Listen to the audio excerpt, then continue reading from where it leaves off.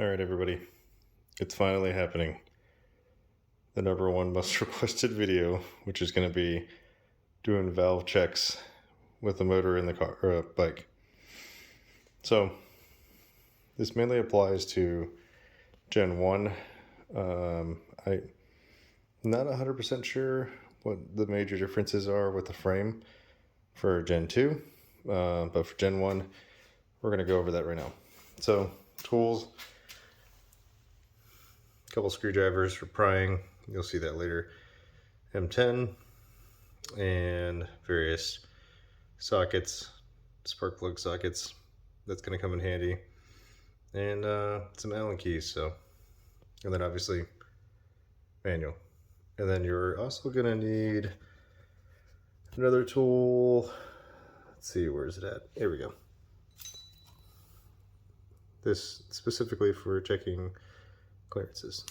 So I'm gonna just kind of blaze through it, but I'm not gonna lie, this video is gonna be a long one because I'm kind of just showing you exactly what needs to happen, and it's gonna take some time, so strap in. All right, I'm gonna try to talk us through the process. Hopefully I don't get in your way. So we're gonna go ahead and just start pulling plastics, because it's honestly gonna be the quick and easiest way. So let's get to it. A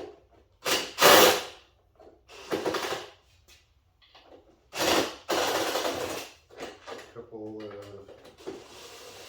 stainless screws here for me, but that's because that's modified. Not exactly going to be the same for you. For your seat. Then we got a couple screws on the side. You're going to want to do all of them. Mainly because it makes moving them a lot easier.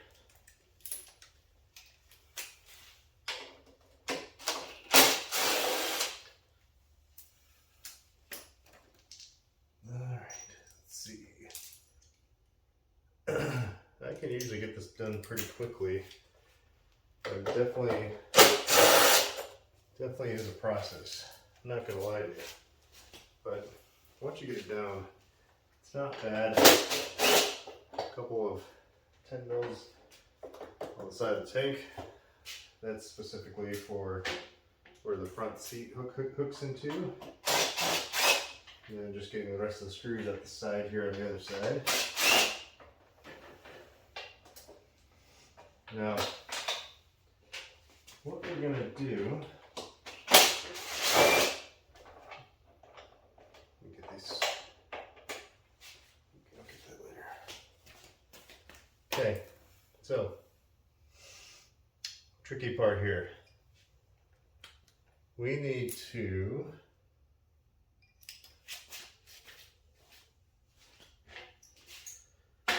pull. This is actually kind of the key here. We're going to undo the mounts for the radiator, and we need to pull this off. So go ahead and knock that out real fast. I'll explain all that here a little bit.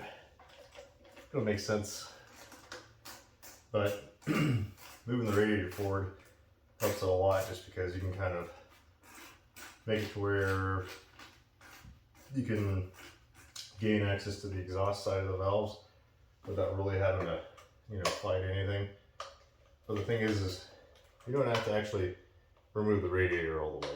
You just have to undo it enough to move it out of the way so you can get your hands in there. So that's the main part. Go ahead and undo your bolts down the bottom. You got a couple of 10 mils. Should be 4 of them. We'll see how many I actually have, because sometimes I forget to put one back in. Let's see here. Yep, I'm missing one. Lost 10 mil here.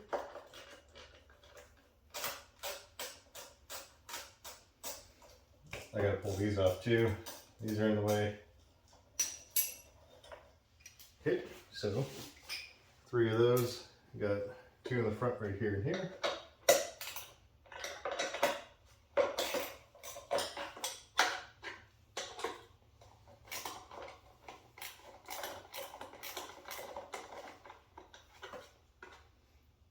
You may not have to pull yours off, this bottom part.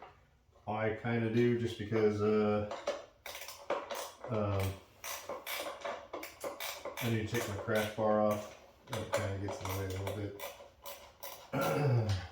I could probably get away without it, to be honest, but you know, whatever. I'll take it off anyways.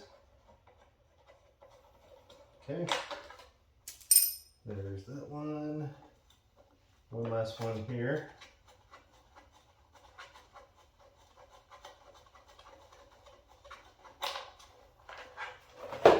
Okay. Alright, that's a good sign.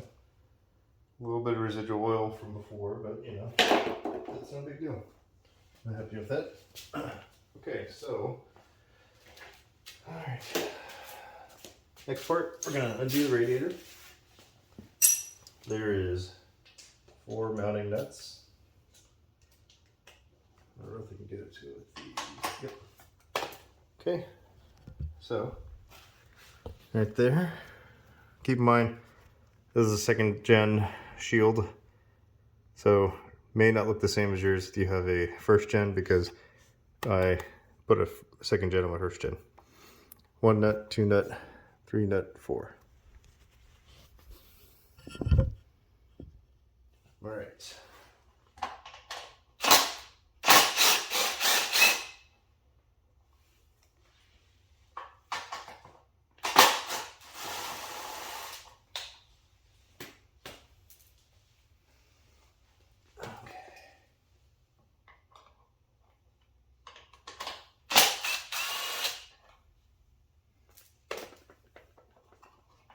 No, our little adapter piece came loose.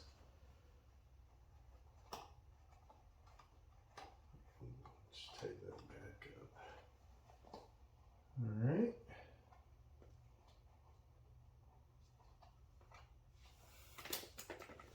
Now we got the top 2 over here.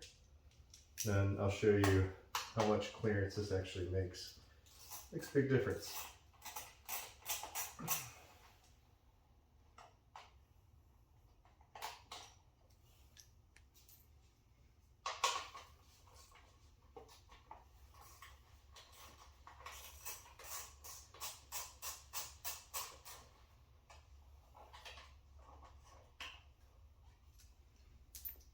Okay, so next up, oh yeah, mine's a little different. I have these little mounts down at the bottom, and these actually do have to come off. I forgot about that. They're basically these adapter spacer things that allow this grill to be used, and you have to undo that as well. At least I have to do that because I haven't installed mine. Looks like that. Let me get this other one real fast.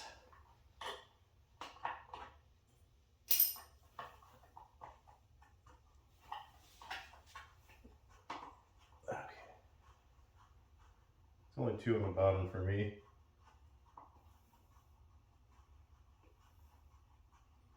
And I'll show you how fast this thing's just gonna blow apart after that. Okay, number 2.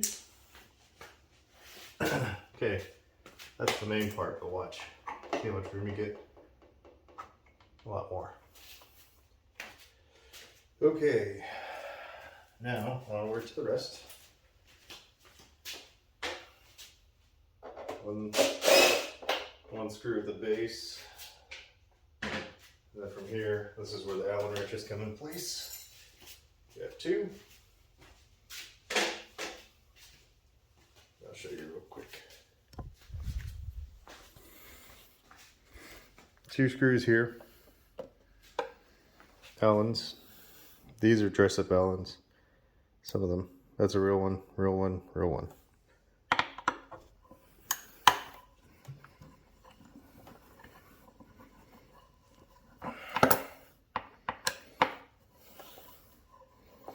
My AliExpress sticker has faded.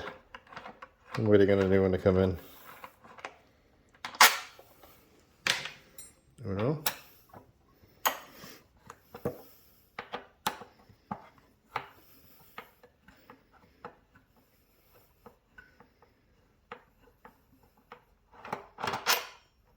dos.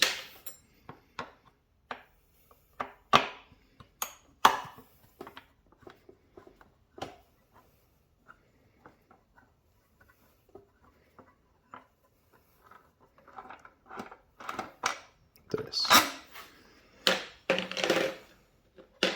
Okay, then we get these two here. These are a freaking pain to get in afterwards, by the way. They are a nightmare. Because you have to line up like a couple of sleeves, there's a rubber part, and then the actual frame, and it takes a lot of like legit practice to get in there because you have to kind of use a screwdriver sometimes to get everything kind of lined up, twisting back and forth and everything, and it's just such a pain to do those. You gotta be careful though, because you can mess up the threads, so take your time if you need to, loosen some stuff up. Okay, there's that. Boom. Done. Undo your coolant cap. Alright, and then that tank's ready to come off. At least the top part of the tank, that is. Let's see if I can add a little more elevation so you can see better. This will work right here.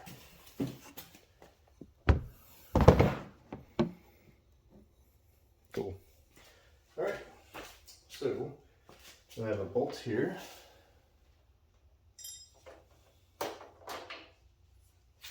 Or a screw. That one on the other side. Okay, now at the base here, there's like tabs. Same with over here. It's for everything to line up. This can be a pain. Just pull down in that direction, just like that.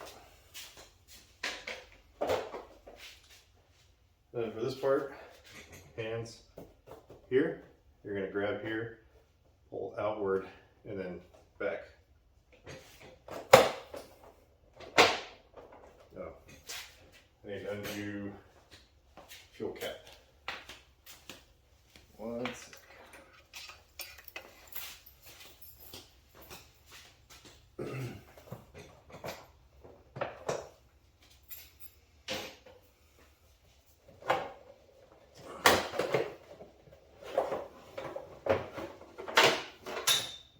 Just like that. Set that out to the side. And I actually like to put this back on, otherwise it's going to smell real strong like fuel. Okay, keys back in. So here is the trick, making this happen smoothly. And I'm going to show you. Oh wait, I forgot. I need to take those off. So, one sec. Let me blast those off real quick.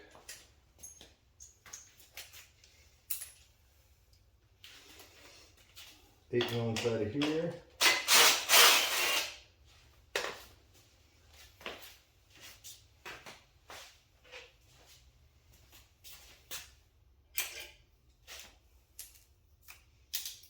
Okay, actually, Alan, give me one sec.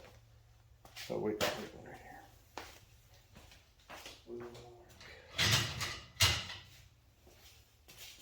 Alan right here.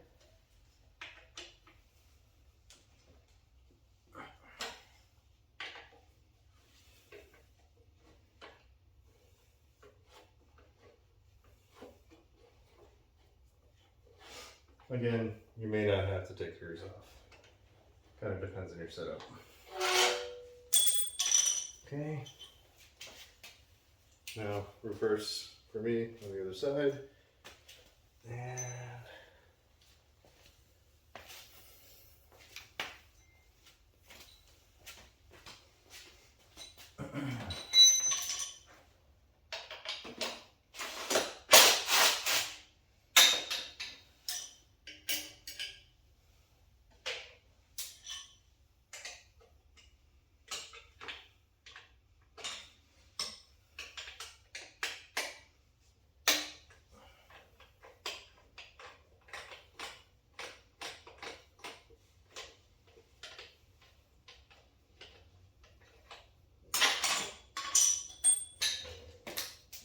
almost there. Don't have anything really excited to go on about or tell you stories and all of other crap like other YouTubers. I'm just, you know, explaining the info. All right.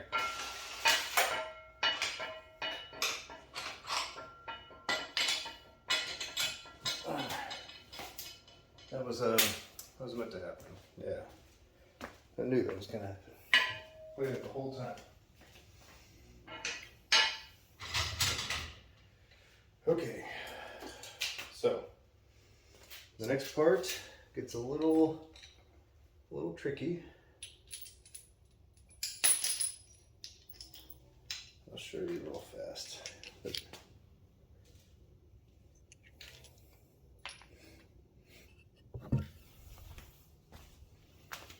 So this right here is for where you would set top dead center. I basically just made a tool that'll work, which is essentially just a couple of cinched nuts. Yep. So I can get this cover off.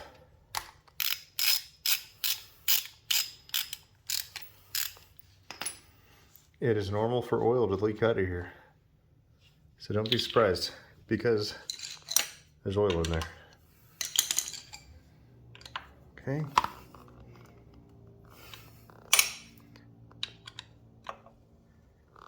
All right. Okay.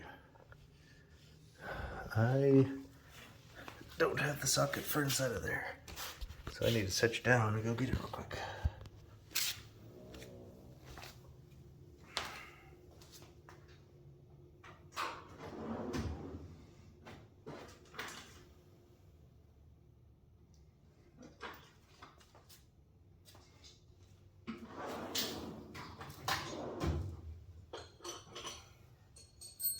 I'm not gonna lie to you. I don't actually remember what size it is either, but we'll figure it out. I'll just shotgun some inside of there. Okay, it's a 14.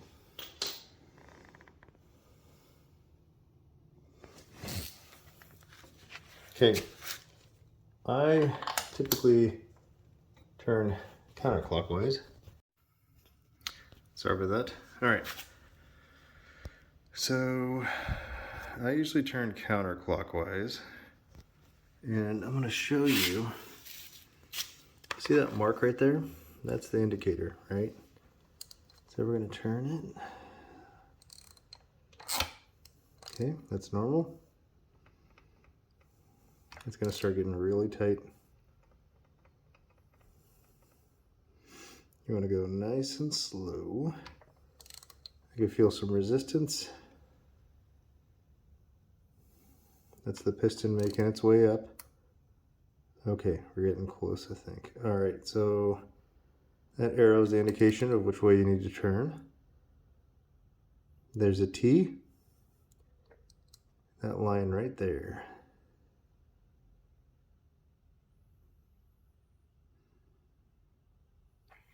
Okay, leave it right there. And we'll take a look when the pull the cam plate's off. Well, cam cover. We'll see if we're at top dead center, bottom dead center. All right, so set you guys back up. Okay, now we're ready to take the tank off. So, I lied. We're not ready to take the tank off. I completely forgot. There's the left brackets. It's kind of hard to remember sometimes.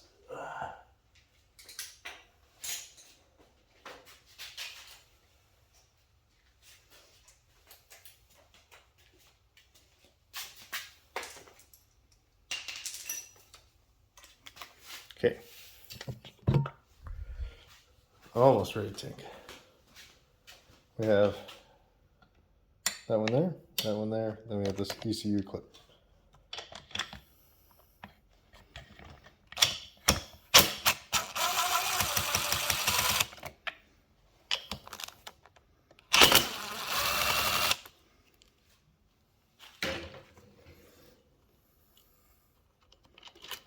That comes out, that comes out, and then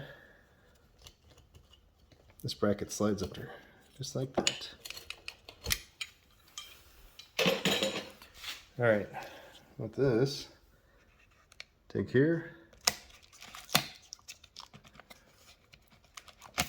Oh. You'll need to do an idle relearn later, so remember that. Okay. Now comes the tricky part.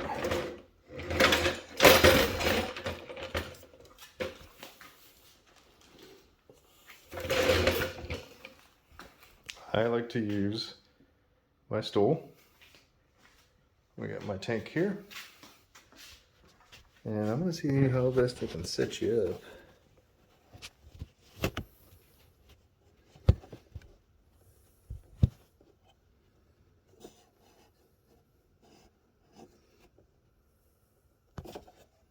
That'll work. All right.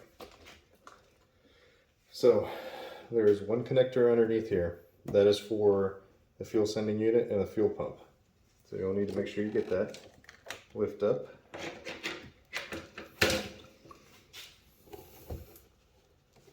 And the clip is a screwdriver. Lift up here. And then give it a pull. It's pretty tough. And that's it. Move it out the way. Now, it'll look like this.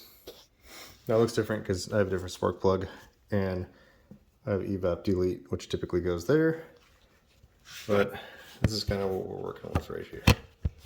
So, how best? Oh, okay. All right, that'll have to do for a little bit. So we're gonna see if we can get all this stuff out of here. Pull that off. Move that out the way.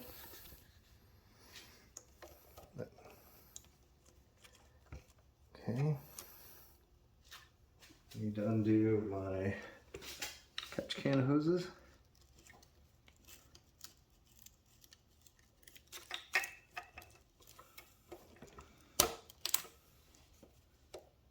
All right. That hose apparently is broken, which means I need a new one. So that's interesting. Okay.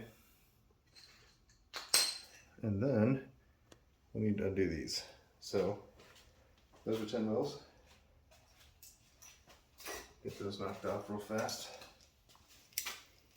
And we can get to the internals, show you what it looks like.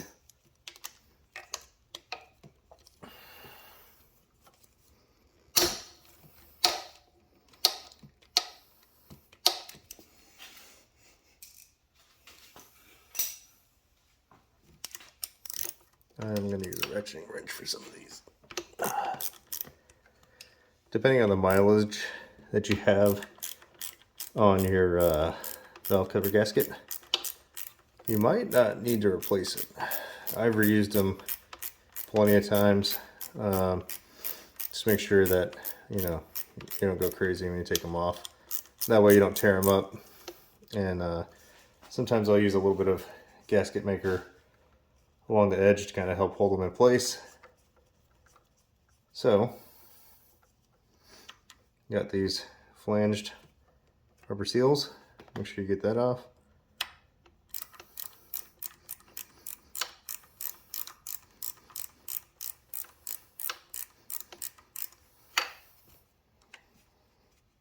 Pull that off.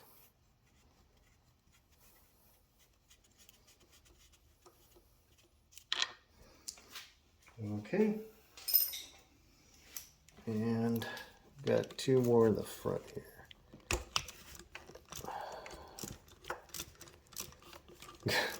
Getting the valve cover out can be kind of a pain.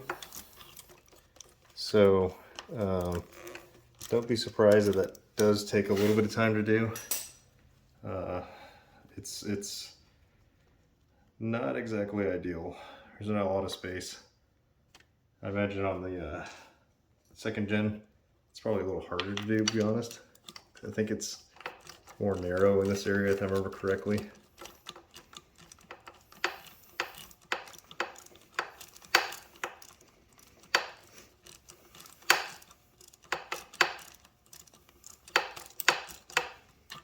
Okay, almost there, everybody.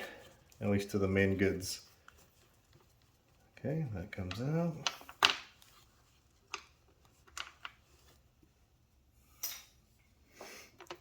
Next is valve cover.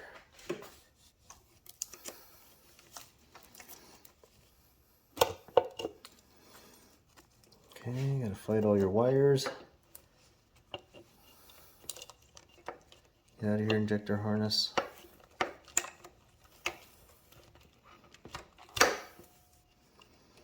Come on, man, get out of here.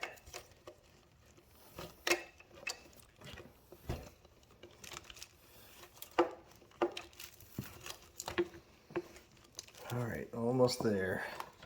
Boom, just like that. Okay. All right. As expected, it looks pretty freaking good in here.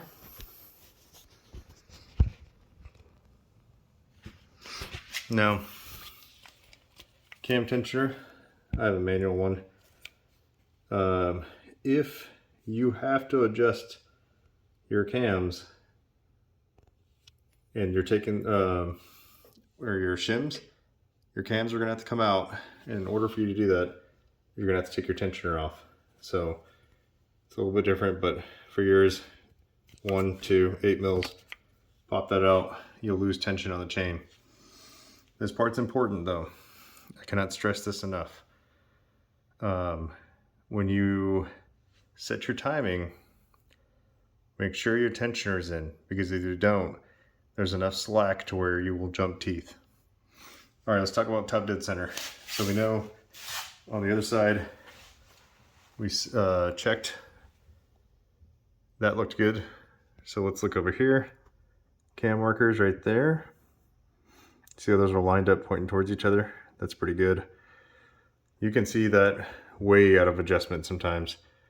I've seen it ridiculously out of adjustment. If you've seen some of my previous videos, you'll see that, you know, I talk about how bad this chain was. I mean, this thing, the previous chain was absolutely horrendous, but after I swapped it out, getting these lined up was fairly easy again, so I'm happy about that.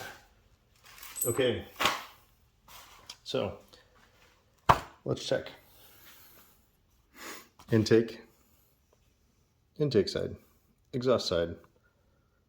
So the minimum spec is right here. Intake cold.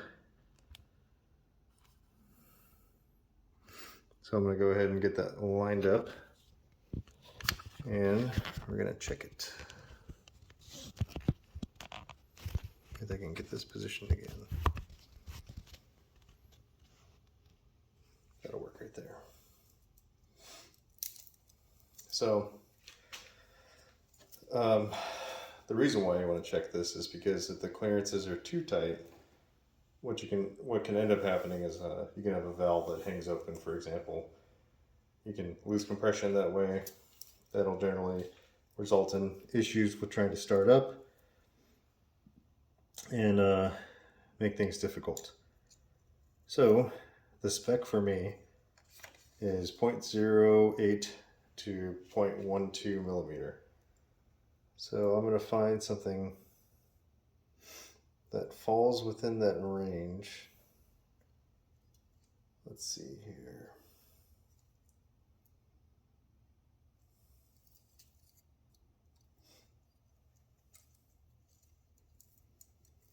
I told you this was going to be a long video, and I also told you it was going to be boring. So sorry, not sorry about that one. but I don't do this to entertain people. I do this to provide people with assistance. So yeah, you're just gonna have to suffer through it. Sorry. Okay.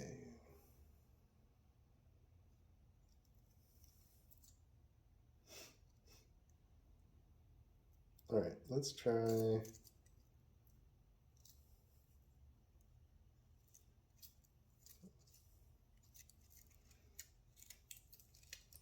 Try the low end.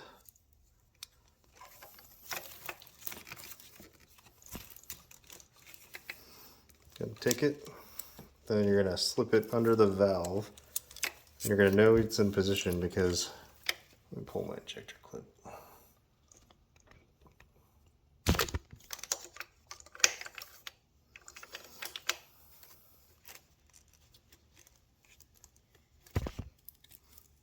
Okay.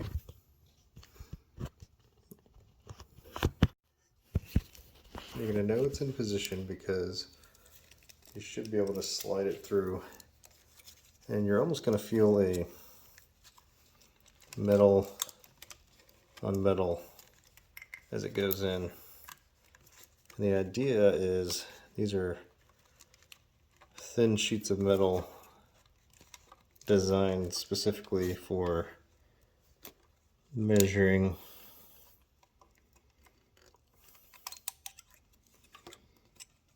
okay.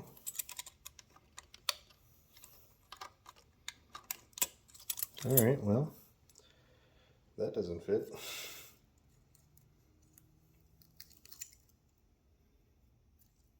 Interesting.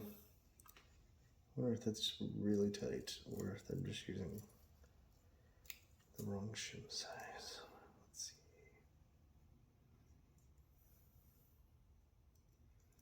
see. Okay, here we go. All right. 0.102 millimeter. Oh, come on, cooperate with me. There we go.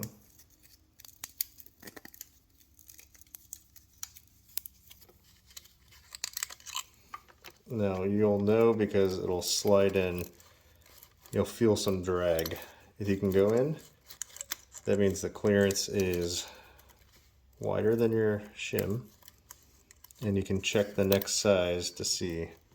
If it doesn't, that means it's too small of a gap. Now that feels pretty close. So we're gonna go ahead and check the next size.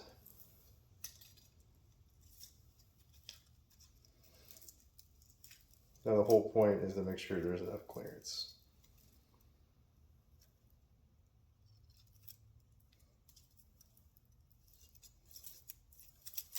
Okay, here we go.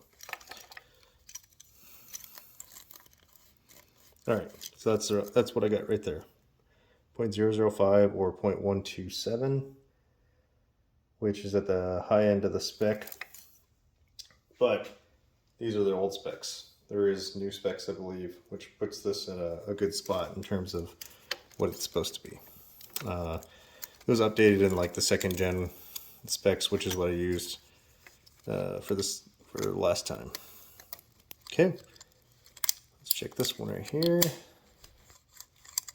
All right, that feels wider than that, so we're gonna try next size.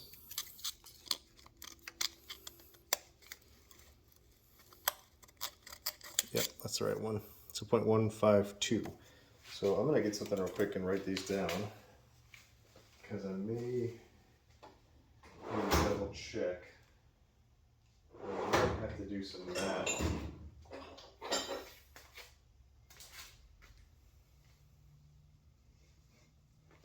All right, let's see.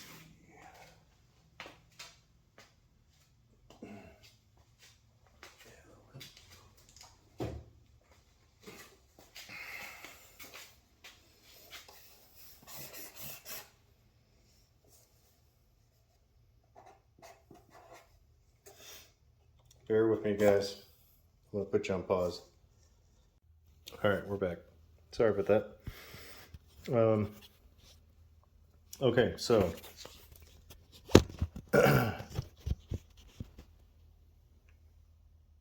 I was looking up specs, so that there are new specs for it. The new specs actually show 0.10 to 0.15 inch, and exhaust side is 0.15 to 0.20. So that means I have 0.127 and 0.15 for intake. So both of those are in spec. So now we're going to move on to exhaust side, and we'll take a look at that and see how we're looking. So I'm going to start at 0.178. So here's where it can get a little bit tricky. Let's see if I can get you positioned real quick.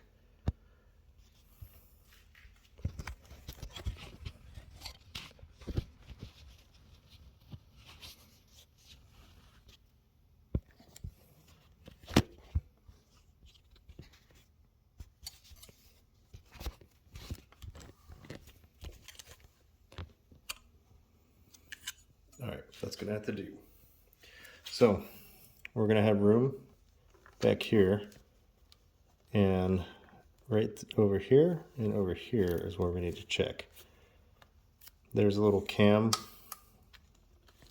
You need to make sure that's pushed up when you're doing it. And then you're gonna have to push the radiator backwards. So make some room. Okay. And then we're going to come in and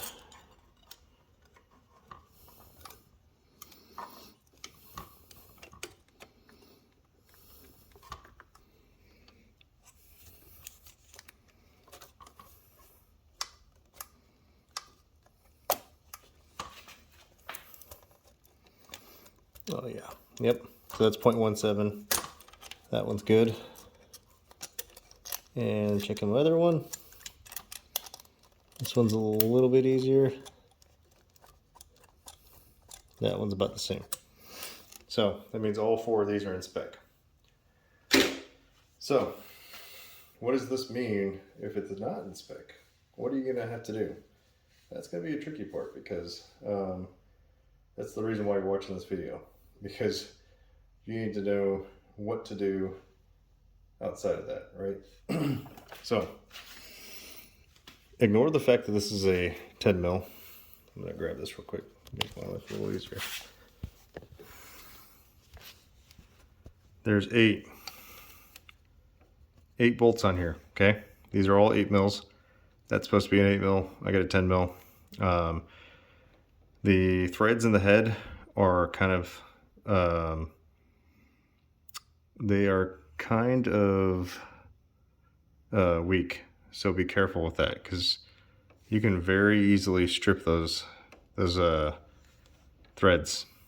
I've already done it to 2 of them. So what you're gonna need to do is you're gonna have to come in, you'll take out your spark plug, and this tube needs to come out. So you're gonna put a screwdriver here, rotate, and then a screwdriver on this side, same deal, rotate. And then you'll go back and forth, and this tube is press fit, it'll come out. All right, so that tube comes out, you'll undo all 8 of these screws, or these bolts. Now, it's gonna be tough because these are all very easy to gain access to, right? These right here, these ones are too, but what I'm referring to is with a torque wrench, because you're gonna have to come in later and you're gonna have to torque these, because this is the cam bridge that holds the cams in place. That's the tough part, is making sure that these all are torqued down correctly. So you can just kind of, once you torque these down, you'll get a little bit of an idea, and then just don't go crazy on these ones back here. This cam bridge will come out, okay? You'll undo the tensioner as I mentioned before, and then you'll have your cams, which will be resting in place. You'll have a lot more slack, and I guess, you know what? I don't really want to. No, I'm not going to do that. I don't want to take this off. I don't have to. all this will come off. And then your cams, you can roll your cams out of place. You're gonna need to hold onto your chain. So I usually take a zip tie and I zip tie it to the frame or something like that. And then you can change out your shims. Let me show you what that looks like.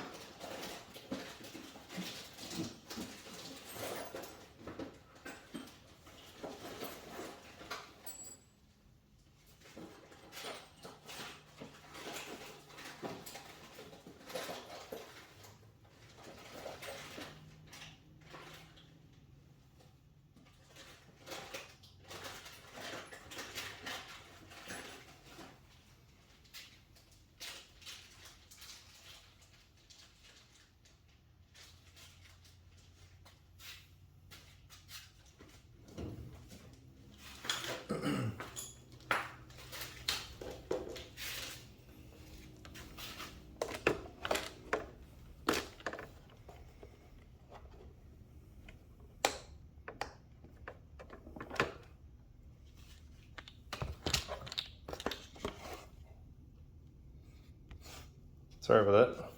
All right, so this is your spring retainer.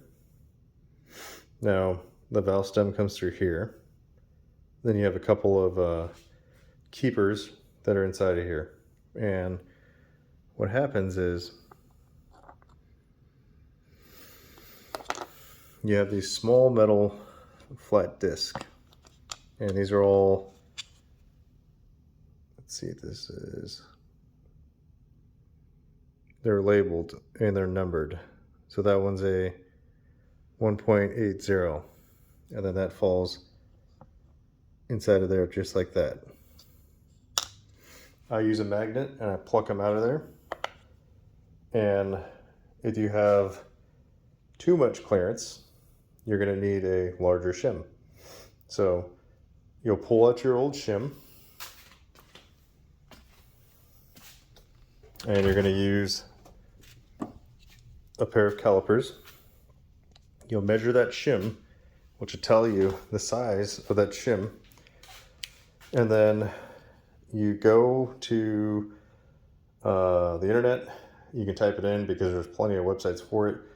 Type in valve shim clearance calculator, and you put what the clearance is supposed to be, the low spec, high spec, what the current shim size is, and it'll calculate it and it'll tell you which shim number you're going to need to put into here.